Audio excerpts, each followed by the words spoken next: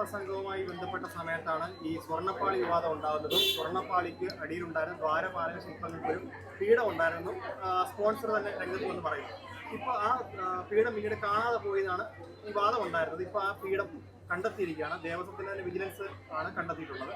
ഇത് നിരന്തരമായി ശബരിമല വിവാദത്തിലേക്ക് തള്ളി വിടുന്നതിന്റെ ഭാഗമായിട്ടാണ് ഇപ്പോൾ ഇങ്ങനെ ഈ ആരോപണം ഉണ്ടാകുന്നതും ശബരിമല കേന്ദ്രീകരിച്ച് വലിയ വിവാദം ഉണ്ടാകുന്നത്. അല്ല, ശബരിമലയിൽ ഉണ്ടായ വാസ്തവത്തിൽ അന്നുണ്ടായിരുന്ന പ്രധാനപ്പെട്ട ഒരു പ്രശ്നം ദ്വാരപാലക ശില്പത്തിലെ സ്വർണ്ണപ്പാളി, ആ സ്വർണ്ണപ്പാളി 4.5 കിലോ സ്വർണം കാണാനില്ല, അതെവിടെ പോയി എന്നുള്ള ചോദ്യമാണ് ഹൈക്കോടതി ഉയർത്തിയത്. ആ ചോദ്യത്തിന് ഇപ്പോഴും ഉത്തരം കണ്ടെത്തിയിട്ടില്ല.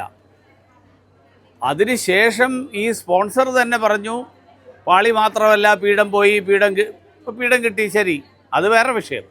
പക്ഷേ പ്രധാനപ്പെട്ട പ്രശ്നം ഏതാണ്ട് 5 കോടിയുടെ വലിയ മോഷണം, 5 കോടിയുടെ വെട്ടിപ്പ്.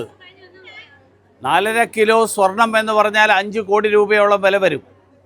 5 കോടിയുടെ സ്വർണം, ശബരിമലയിൽ സമർപ്പിക്കപ്പെട്ട സ്വർണം, ദ്വാരപാലക ശില്പത്തിലെ സ്വർണ്ണപ്പാളി, ആ സ്വർണ്ണപ്പാളിയുടെ തൂക്കം കുറഞ്ഞത് എവിടെ? ആ ചോദ്യം എന്തുകൊണ്ട് ദേവസ്വം ബോർഡിനോ ദേവസ്വം ബോർഡിൻ്റെ വിജിലൻസിനോ ഒന്നും കണ്ടെത്താൻ കഴിയുന്നില്ല? ആ കാര്യത്തിൽ ഹൈക്കോടതിയുടെ ചോദ്യങ്ങൾക്കകം ഉത്തരം നൽകാനും സർക്കാരിനും ദേവസ്വം ബോർഡിനും സാധിച്ചില്ല. അതുകൊണ്ട് ദുരൂഹതയല്ല, ശബരിമലയിൽ വലിയ കൊള്ള നടക്കുന്നു എന്നുള്ളതാണ് ഇതിൽ നിന്ന് മനസ്സിലാക്കേണ്ടത്. ശബരിമലയുടെ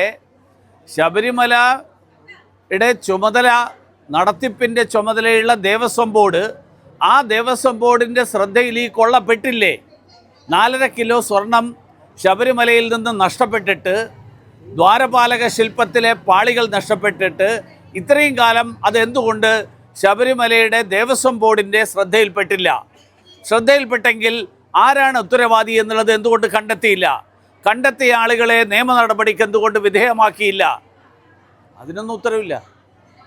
അതിനിടയിൽ ഈ പീഠം കണ്ടില്ല, തിരിച്ചു കിട്ടി എന്ന് പറയുന്നത്, ഇത് മുഴുവൻ തന്നെ ഈ ദേവസ്വം ബോർഡ് തന്നെ ആസൂത്രണം ചെയ്ത ശ്രദ്ധ തിരിച്ചുവിടാൻ വേണ്ടിയിട്ടുള്ള പുതിയ തന്ത്രമാണോ എന്നടക്കം സംശയിക്കേണ്ടി വരും. കാരണം സ്വർണ്ണപ്പാളി കാണാതായതിൻ്റെ 4.5 കിലോ സ്വർണത്തിൻ്റെ മോഷണവും കൊള്ളയും അത് മറച്ചു വെക്കാൻ വേണ്ടി പീഠം കാണാതായി എന്ന് പറഞ്ഞിട്ടൊരു കഥ പ്രചരിപ്പിച്ച് ഇപ്പോൾ പീഠം തിരിച്ചു കിട്ടി, അതോടുകൂടി പ്രശ്നം തീർന്നു എന്ന് ജനങ്ങളെ തെറ്റിദ്ധരിപ്പിക്കാൻ വേണ്ടിയിട്ടുള്ള ഒരു നാടകം ഈ ദേവസ്വം ബോർഡ് തന്നെ മെനഞ്ഞതാണോ എനിക്കറിയില്ല. എനിക്ക് സംശയം തോന്നുന്നത് അങ്ങനെയൊരു കാര്യം കൂടി അതിൻ്റെ പിന്നിലുണ്ടോ എന്നുള്ളതാണ്.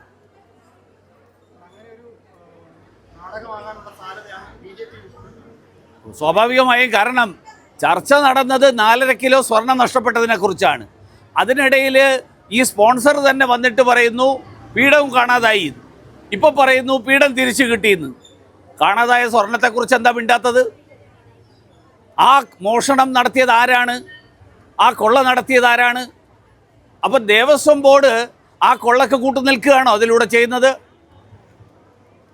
അതാണ് ഈ രാജ്യത്തെ ഭക്തന്മാരായിട്ടുള്ള ആളുകൾ, ശബരിമല ഭക്തന്മാർ, അയ്യപ്പ ഭക്തന്മാർ അറിയാൻ ആഗ്രഹിക്കുന്നത്.